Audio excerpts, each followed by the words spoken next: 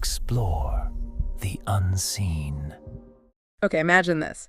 Paul McCartney wakes up, and bam, the melody for Yesterday, one of the most famous songs ever, is just there in his head. Yeah, the dream story. Exactly. He thought it literally came from a dream. It really makes you wonder, where do these ideas actually come from? And it's probably not just rock stars, right? Like, you've probably had those shower thoughts, those brilliant ideas that pop up when you're doing something totally mundane. Oh, absolutely. Cleaning, driving, taking that shower. Right. Manoush Zomorodi calls it the brain slipping into its default mode. I know some of my best thinking happens on a long walk, just kind of staring into space. And that's exactly what we're diving into today. This whole fascinating journey of an idea. From that first little spark. Yeah, that sometimes mysterious spark in the brain. Yeah. All the way to how we can, intentionally grab onto it, nurture it, and turn it into something real. Like an actual innovation. Exactly. Whether it's for you personally or for, say, a whole company. And the processes, they're surprisingly linked. Yeah. We're looking at sources from, all over the place. Neuroscience, business strategy.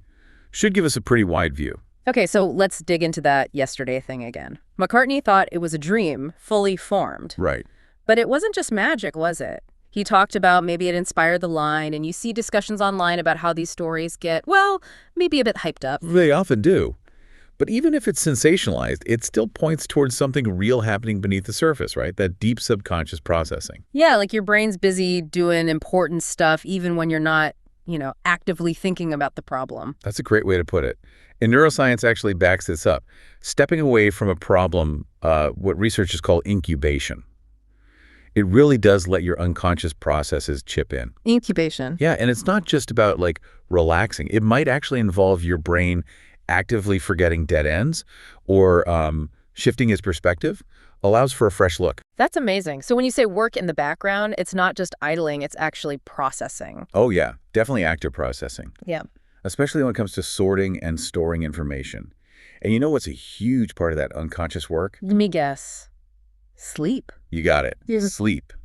Particularly REM sleep, the dreaming stage. It seems to be really good for flexible thinking. Helps your brain link up ideas that seem totally unrelated before. Okay, wow. There are even studies using things like the remote associates test, where they give you 3 words and you find the connection. Well, sleep significantly improves how people do on those tricky creative problems. Yeah. And it's not just REM. Deep sleep, slow wave sleep, that's crucial too, for locking in memories, consolidating those insights. So sleep isn't just hitting the off switch, it's like creative brain maintenance. Totally. It's active work. Okay, so what about that sudden flash? The aha moment itself, does that show up in the brain scans? It does.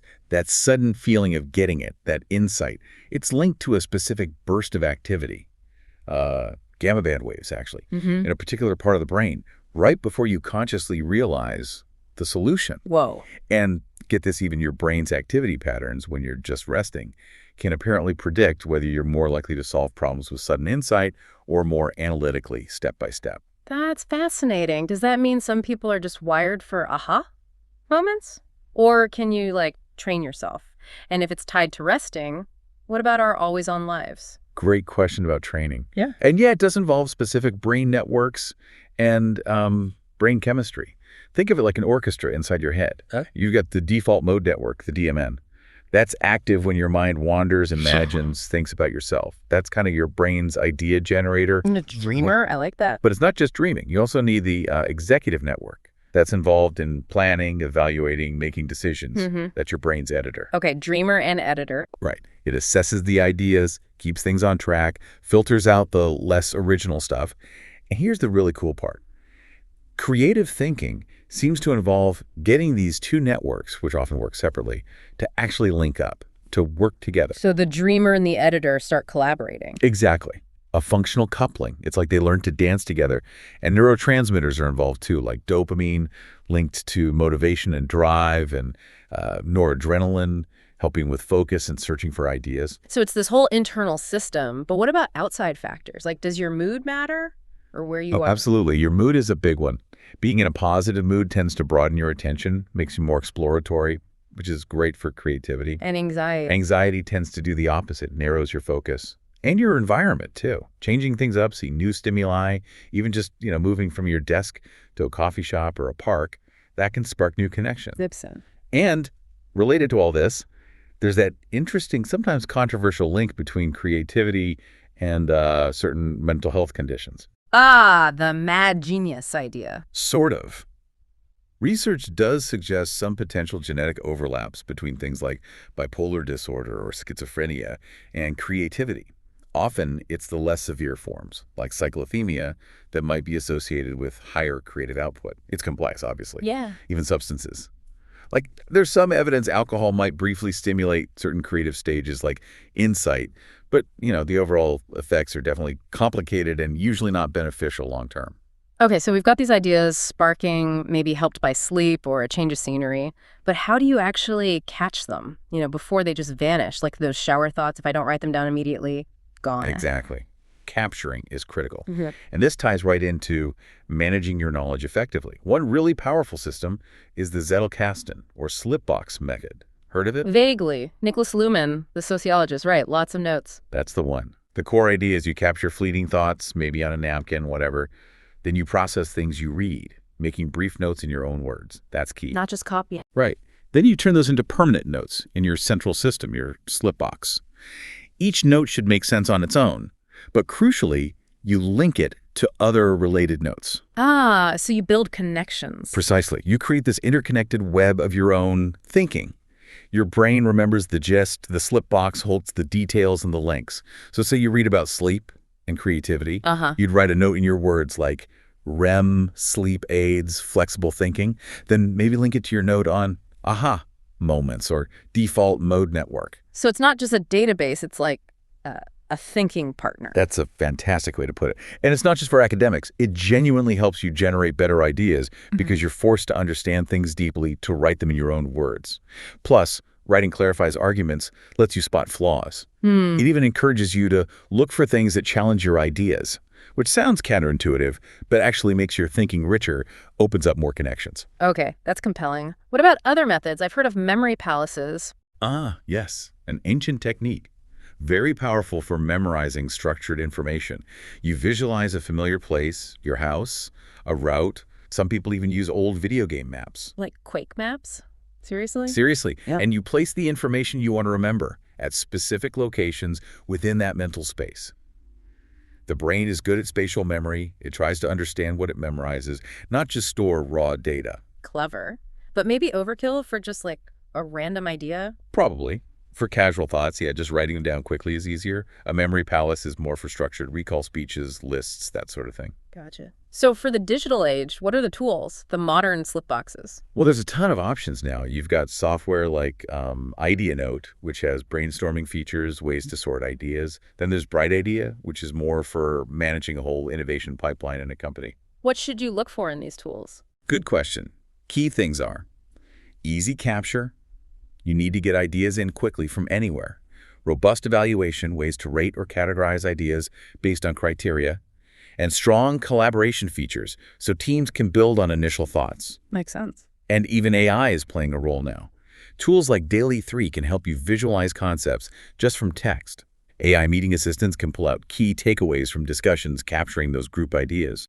Some note apps, like Obsidian, even let you integrate AI chat to help you expand on an idea right there in your notes. Okay, so we've gone from personal sparks to capturing them. How does this scale up? How do organizations turn these individual insights into, actual innovation and stay successful long term? Can companies learn from our brains? Oh, definitely. There are strong parallels. When we look at corporate innovation, it links directly to something called dynamic capabilities. Dynamic capabilities. Yeah. Think about companies that last for centuries longer than many countries even. How do they do it? They adapt, they innovate, they renew themselves constantly. That ability is their dynamic capability. It's about more than just having resources. It's about having the processes to change, to differentiate, to facilitate innovation. So it's about being built to change. Exactly. And structuring for that is vital. Leadership, for instance, is huge. Innovative leaders, people who are smart, energetic, good communicators, competent socially and administratively, their leadership can directly account for a big chunk of a company's performance. So good leaders don't just manage the status quo. They actively create the space for new ideas. That's it precisely. And teamwork matters, of course. Good teams cooperate, support each other, hash out different views constructively. They need support, clear goals, and a say in decisions. Though, you can overuse teams too. It needs balance. And then there's managing the innovation process itself. Like the design process, it really emphasizes finding the right problem to solve, defining a clear point of view, and then testing prototypes iteratively with actual users. Not just asking, do you like this? Exactly. It's about creating experiences, getting users to compare different prototypes.